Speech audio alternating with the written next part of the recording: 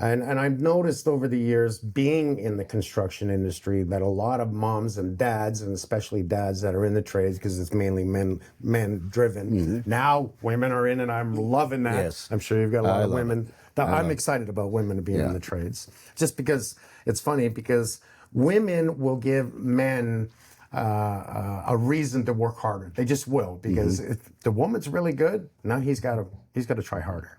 So, leaving that alone, I'm also seeing that, the dad's not telling the kids, I don't want you to get in the trades. My back is broke. My knees are gone. Go learn computers. So we have discouraged our children from getting into the trades. Then I'm going to go to the schools with all the budget cuts over the years. When I was a kid, I did carpentry, I did welding in grade, what was it, 7, 8, and 9.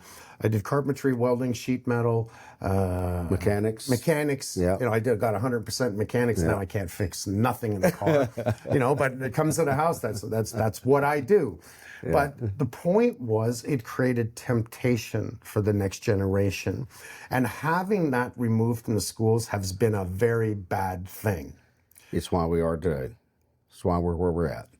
Right? We haven't taught them anything. So used to, when you left high school, if nothing else, you could go do a trade because you were taught in school how to do it. So it kind of gave you a head start to go get in a trade and be able to get into construction and make a living, because not everybody goes to college.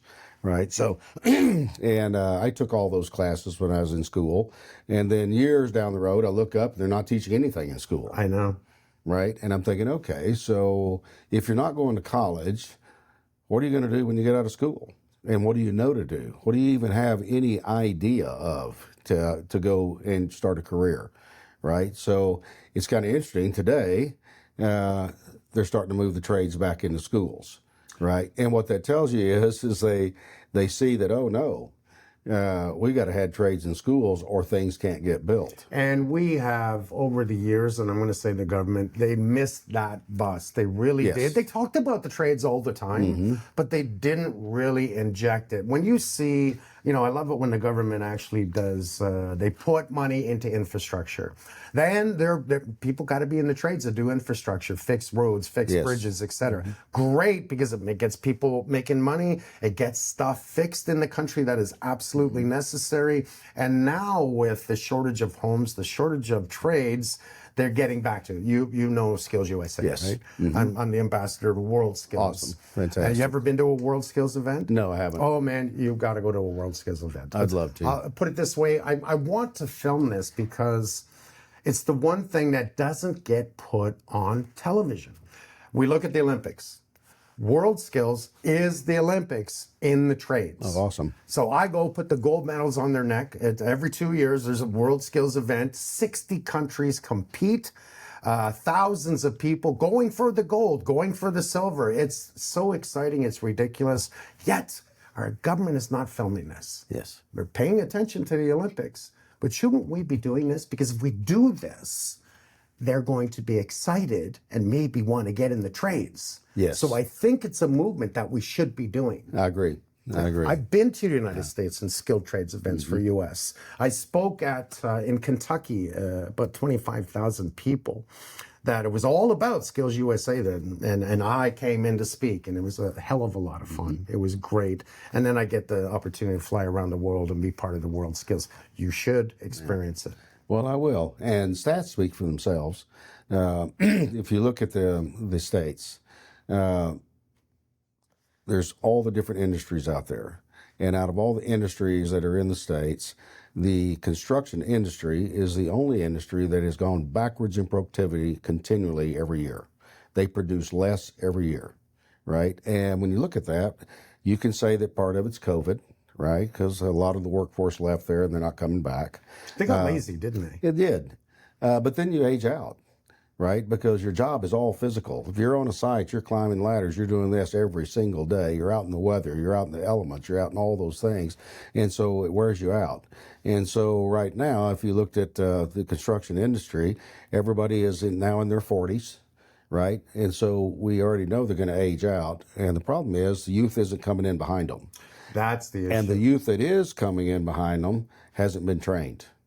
That's the issue. They don't have the skill sets. So that's why I think we need to jump on this world skill thing. I really do, because kids today, I was watching the news this morning, and I was seeing one of the Canadian swimmers. She's going to make it. She's going to win gold again. And, it's highly encouraging to the young for the Olympics. So why aren't we creating the trades as an Olympics program that we get to see? Here's what I want to do. I want to go to Japan. I want to film some young man that's been fighting to get into the trades to go to WorldSkills. And I want to go to, United States, and I want to go to a couple of different places. And then all these youngs end up going to WorldSkills. So we got to pick the wisely for filming purposes to then go to WorldSkill Trades event and see the best of the best from around the world are competing. And all of a sudden, I think the next generation, the young, are going to look at this and say, I didn't know this existed. Well, nobody knows it exists. Exactly. And if they knew it, maybe they'd be like, oh man, I'm going to get into this. There's 47 trades in the skills around the world. There's actually more than that, but these are the recognized in WorldSkills and Skills USA, Skills Canada, Skills Korea, etc. And that's from cooking, haircutting, serving from the cooking. So the servers, robotics, AI, we can go on and on, right to bricklaying and electrical in our field.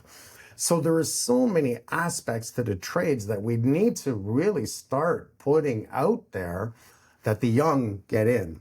So here's one thing I see about what you're doing is that the young are going to want to get in once they start seeing all of this. We've seen it. They got a full-time job. They're learning to do things right.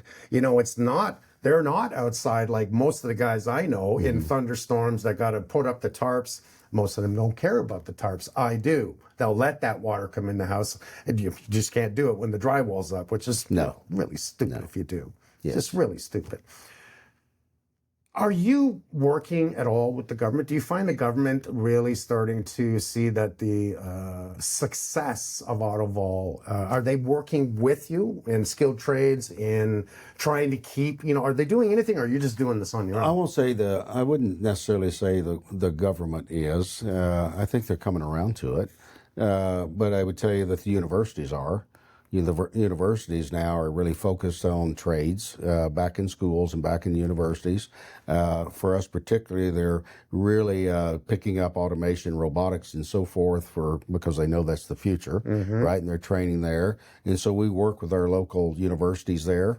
And we've got people that's coming over there to work with us while they're going to school and get training there and so forth. So I've seen that happen, but that's only been in the last few years I've seen that happen. Right, them starting to come around and say, okay, now we're teaching this. And then our community, it's a university community, and so everybody's involved with that.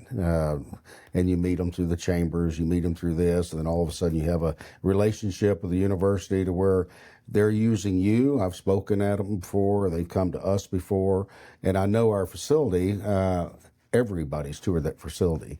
Okay, this is wonderful. I mean, I even read that home buyers, whether or not it's a 5-story building or not, can come in and you'll show them how the houses are being built. So they're understanding it. You know what? It's kind of interesting because that's true, because I won't accept a project unless they come physically and see how we build it, walk through our shop, meet our people, look at the construction type we do, and we sit down face to face. Right? It's not a transaction that's done over a telephone, because I won't do that. I think you and I have a lot in common. Yeah, I think we do too.